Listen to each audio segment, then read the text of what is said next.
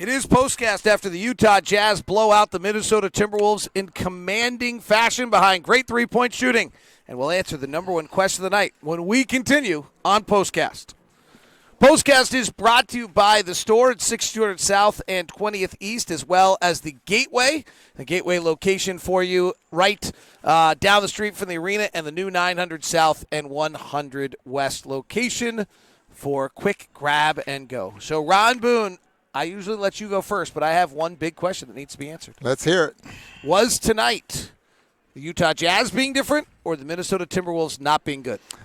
I think different. I'm going to say different for the Jazz strictly because of Joe Ingles and strictly because of Moutier. I think we can probably duplicate Rudy's performance somewhere along the way. I think we can duplicate Donovan Mitchell's performance somewhere along the way, but we have not been able to duplicate Moutier and Joe Ingles. So I'm going to say the Jazz being different.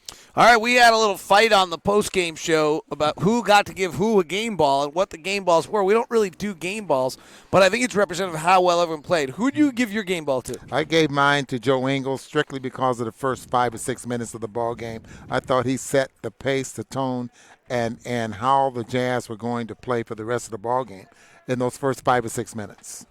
The next one I gave the game ball to was Donovan Mitchell because I thought he opened the night 4 of 4 with 8 points, and just this is an incredible burden we're asking out of Donovan.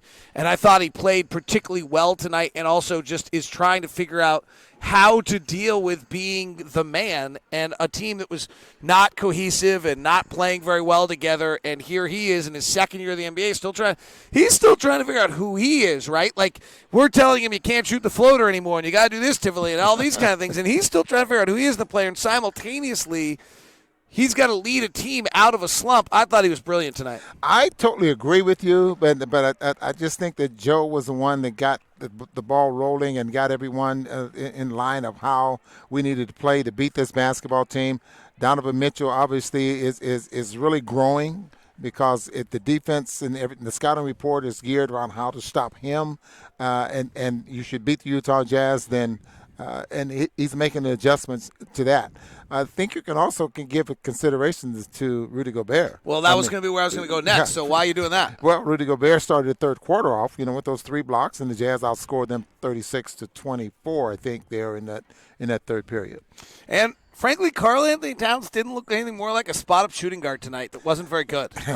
Honestly, he has no defensive impact on the game, and he doesn't drive on Gobert because he's scared to get his shot blocked. And so he's a spot-up shooting guard against the Jazz. When Rudy plays him tight, he has a hard time getting his shot off. Well, you can see he still got his 9 3-point shot attempts up, but he only made 3. And they wasn't threes that made a big difference in the basketball game. So the single coverage and the way Rudy stayed down on him and stayed attached to him really affected him. I think he blocked his shot a couple of times, and again, those 3 blocked shots that Rudy had at the beginning of the third quarter got the ball rolling there as well. I mean, Cat is so great that on a night where I thought he was really feckless, he had 21 points, 11 rebounds, 3 assists. He also had 5 turnovers. But that's a night where I just didn't think he had a very big impact on the game. Here's really now. On the other end, we may have been just completely unfair here because the number one thing we've talked about on this show, or I've personally talked about, is the plus-minus numbers off the bench and how ridiculously bad they've been. Well, tonight they're the opposite. Emmanuel Mudiay, 22 minutes, plus 15. Ed Davis, plus 11 minutes, plus 12. Jeff Green, 17 minutes, plus 12. George Niang, 14 minutes, plus 12. 3 threes for George. Our bench is better than their bench.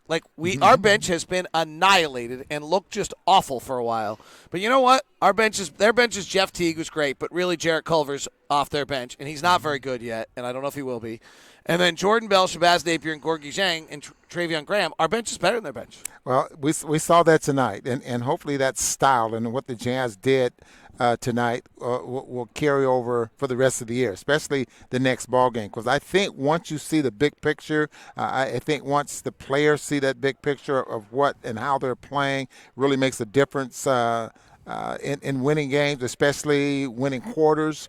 Hopefully that carries over to the rest of the year because a couple of players we need to step up. Let's go to a few of the questions from Twitch, because we are live on Locked On Live on Twitch, on Facebook, and on YouTube. We're live on Locked On Sports on Twitter, as well as on Facebook. Dane says, did Moutier hit shots or play better tonight? He played better. Obviously, he hit a few shots there and then hit a couple of threes there. Did he have 2 threes in the ball game? Yeah, he did. He was 2 for 3. But I think he played better. And I felt this started the last ball game, 2 games ago, where he was looking for that next play, looking a play ahead, distributing the basketball. He ended up with, 5 assists? How many assists? 5 rebounds, 2 assists tonight. 2 assists. And I think that's huge for him if he's going to come off the bench and get 20 minutes, 15 to 18, 20 minutes of ball game. A lot of comments from Andy, from Matt about the ball movement tonight. What did you see in that regard, and why was it so much better? I saw great ball movement, and boy, you had fun with it. And the guys making that extra pass, and I was telling you, okay, the Jazz have moved the basketball so well tonight, but there's only 15 assists. So the ball movement was there and gave the Jazz a chance to get good looks, but maybe they put the ball on the floor and went to the hole. But that is that's just typically Jazz basketball when they do that. Finally got up to 23 assists, what they want. And I think the most interesting question tonight came from Alex of how does this will be able to integrate Conley into the blender? Does Mike Conley learn anything from watching when he finally comes back? Yeah, we hope so. And I hope that he sees that a little faster tempo will help this basketball team because, he has a pace of his own. But you want him healthy. You want him to make sure he's healthy when he comes back. But,